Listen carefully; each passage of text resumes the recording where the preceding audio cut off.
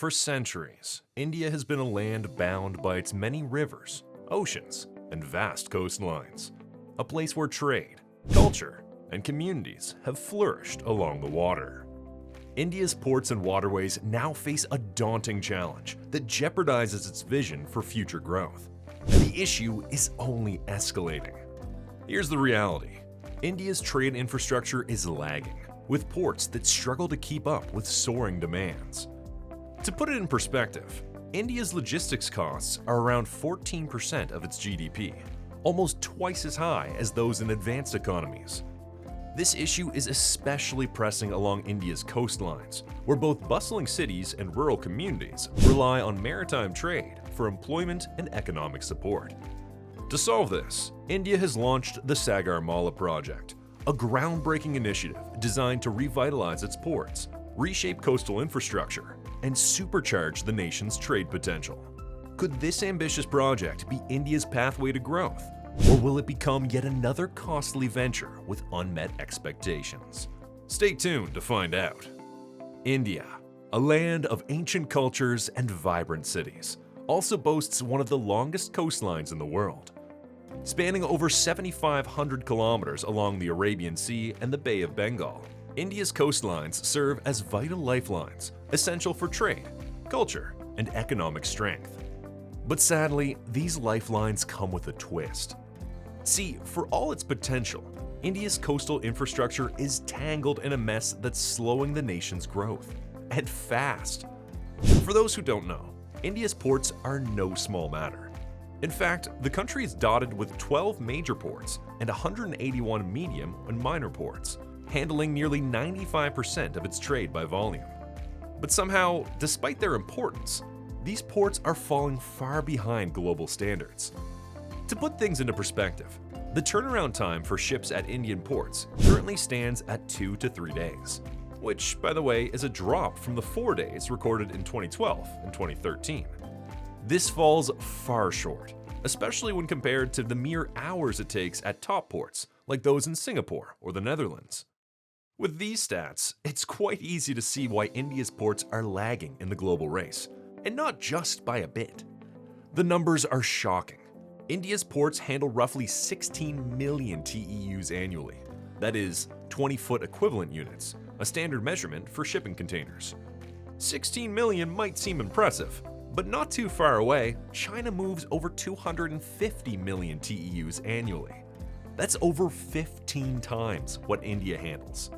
To get this, just imagine a bustling highway with bottlenecks everywhere, traffic jams that don't clear for hours, and detours that push up costs. Now, imagine that mess on water. You got that? Well, hold on to that, because it gets even worse. See, it's not just a matter of efficiency. India's logistics costs are a staggering 14% of its GDP, almost double what more advanced economies like Germany or Japan deal with. Not to mention ports like Kolkata are constantly choked with silt, needing expensive dredging, while others like Mumbai and Chennai are bursting at the seams, congested and unable to keep up. So how did the country decide to fight this growing problem? Well, they came up with the Sagar Mala Project. Launched in 2015, it had one goal, and it was to rewrite India's maritime story. With plans to invest billions in modernizing India's ports, cutting down logistics costs, and boosting trade capacity, the project was a big promise. And as you can expect, the question on everyone's mind was, how? With an estimated cost of 579,971 crore, or about $9.7 billion, it's one of the largest infrastructure initiatives in India's history. Estimated to be done by 2035, the program aims to implement 839 projects, spanning port modernization, port connectivity, industrialization, and even coastal community development. Now, that sounds impressive in writing, but what truly makes the Sagar Mala unique is its diverse funding structure, with contributions from the central government, state governments, and even significant private sector investment. This multi-source funding approach is extremely crucial because the program isn't just about upgrading a few ports. It's about creating a connected ecosystem that links ports, transportation networks, and economic zones turning India's coastline into a dynamic economic powerhouse. As of now, 171 projects have already been sanctioned with a total funding of 4,570 crore, or about $543 million. Out of these, 55 projects have been completed with an expenditure of 3,400 crore, or $404 million, while 68 more are actively in progress with a budget of 6,000 crore, or $713 million. Once fully realized, the Sagar Mala program is expected to reduce logistics costs, boost manufacturing, and position India as a leading player in global trade. To do this, the project is divided into 5 pillars. The first of these 5 is port modernization and new port development. This pillar is quite literally the backbone of the project, as its goal is to transform India's ports into streamlined, modern hubs capable of handling the world's ever-growing demands. As global trade grows, the core mission of this initiative is to ensure India competes with port giants like Singapore and Shanghai. To do this, the pillar focuses on upgrading existing berths and terminals to cut down on delays that currently weigh down efficiency. To do this, let's go back to the scene we painted before at Mumbai's port, for instance, where shipments wait long hours or days to be loaded or unloaded due to bottlenecks in their outdated systems. Now, imagine this port upgraded with state-of-the-art facilities, able to handle ships effortlessly, similar to Rotterdam in the Netherlands, where advanced automation and smart logistics make it one of Europe's busiest ports, with turnover times measured in just hours.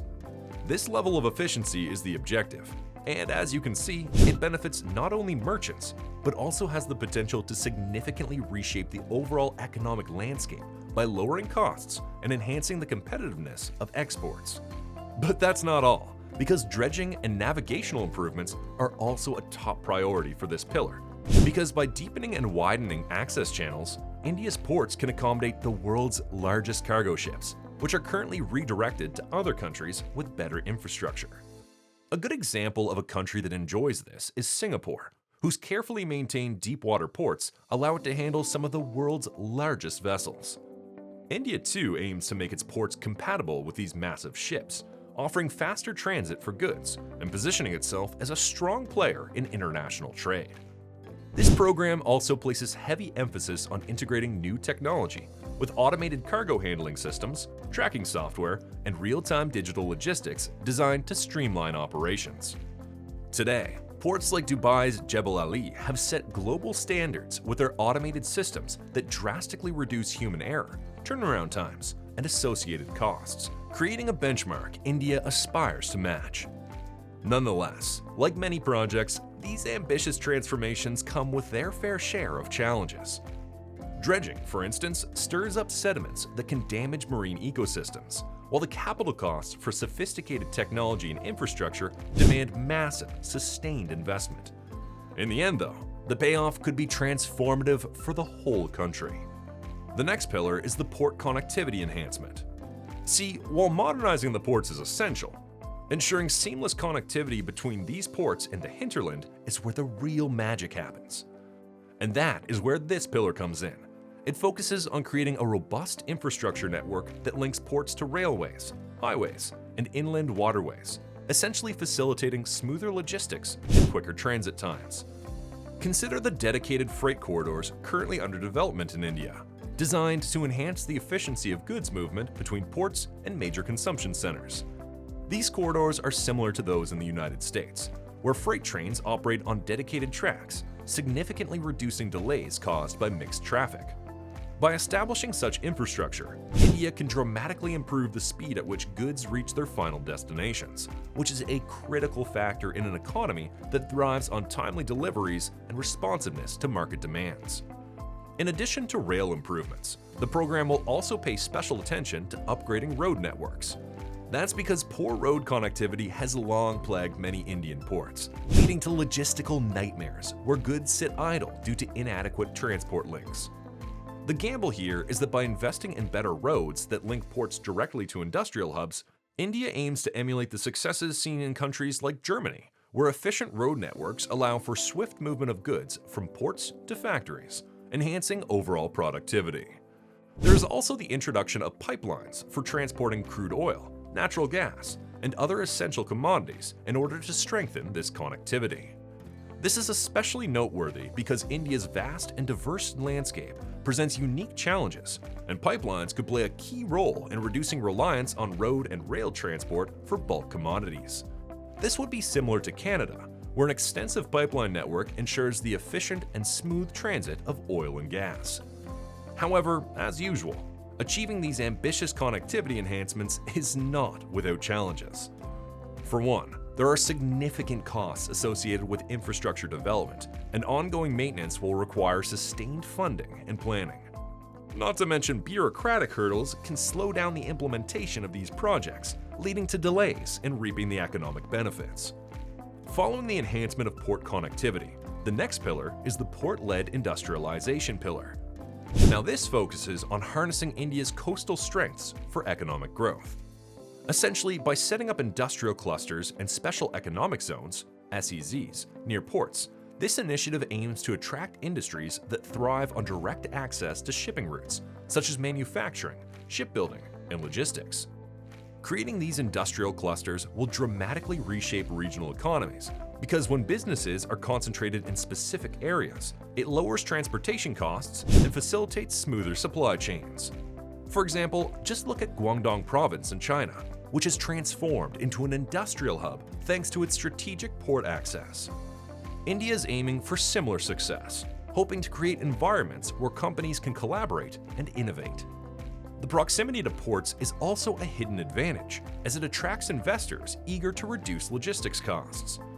Basically, industries that want to export goods will find it more beneficial to operate near these hubs, boosting India's competitiveness globally. This strategy could echo the success of Singapore, where smart port placements have fueled significant economic growth. However, one major concern is the potential environmental impact of rapid industrial development, which can lead to pollution if not managed carefully. There's also the fact that sustainable practices will be crucial here. Not to mention, regulatory hurdles can also slow down the establishment of these industrial clusters. Finally, the last two pillars, coastal community development and coastal shipping and inland water transport, play vital roles in enhancing the overall impact of the Sagar Mala program. See, coastal community development recognizes that many coastal communities in India often get overlooked, and it's all about improving their living conditions and creating real economic opportunities. This pillar focuses on modernizing fishing harbors and promoting sustainable fishing practices, giving local fishing communities the tools they need to thrive, while also safeguarding their precious marine resources. For this pillar, establishing skill development centers is an extremely important step, as these will train locals in various maritime trades, helping them find good jobs in a growing sector. It will also focus on making sure that people have access to basic amenities like healthcare, education, and utilities. Ultimately, this pillar aims not just to improve the quality of life, but also to ensure that coastal residents can enjoy the broader benefits of the Sagar Mala initiative. It does come with its challenges though, as there might be potential resistance from communities that might feel their traditional ways of life are being disrupted. Switching gears to the coastal shipping and inland water transport pillar, this is all about finding efficient and eco-friendly alternatives to road and rail transport. By investing in coastal shipping infrastructure, think new terminals and facilities, this pillar supports the movement of goods along India's extensive coastline. For this pillar, the introduction of roll-on, roll-off, aka ro-ro ferries, is a game changer, offering a flexible and environmentally friendly option for transporting both freight and passengers. It will also focus on developing major rivers for cargo and passenger movement, which could significantly ease highway congestion and reduce pollution. While this initiative aims to take the strain off existing transport networks, it does face challenges, such as infrastructure gaps and the need to streamline regulations to ensure effective water transport. So, with all the pillars in motion, the new question is, how far has India come? After all, 2025 is right around the corner. Almost 10 years into production, the Sagar Mala program has more or less become the superhero of India's logistics sector, swooping in to save the day. Currently, 234 projects worth 1.8 lakh crore, or approximately $22 billion, are in full swing, turning visions into reality. Out of these, 68 projects costing 6,000 crore, or about $715 million, have been awarded and are marching toward completion. The port modernization effort alone has seen 94 projects finished at a staggering 31,500 crore, which is almost $4 billion US. And it doesn't stop there. The program has also boosted connectivity, with 49 projects enhancing rail links to ports, adding a whopping 1,675 kilometers of new railway tracks. When it comes to roads, 26 projects have spruced up port road connectivity, extending another 500 kilometers of vital roadways. In essence, this translates to faster and more efficient movement of goods, significantly boosting the global competitiveness of Indian ports. On the community side, 21 projects have been completed to uplift coastal communities, providing new skills and opportunities to over 5,900 individuals who have been trained under the DDU GKY Sagar Mala Convergence Program. With all these advancements, it's evident that the Sagar Mala Project is not just focused on infrastructure. It's about strengthening India's coastal economy, creating jobs, and making a significant impact on global trade.